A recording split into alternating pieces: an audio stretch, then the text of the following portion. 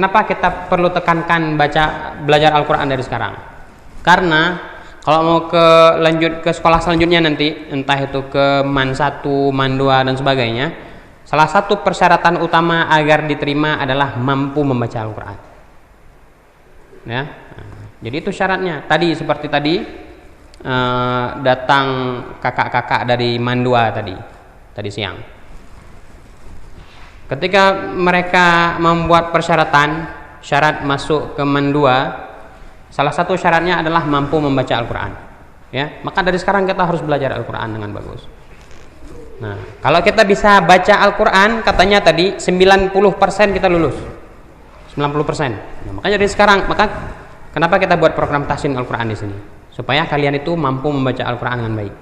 Nah, sehingga ketika lulus dari sini nanti dan ingin melanjutkan pendidikan ke jenjang selanjutnya, ke MAN ataupun ke kemanapun, ya, itu kalau kalian lancar baca Quran, cepat diterima. Ya, makanya harus serius belajar Quran, ini harus serius.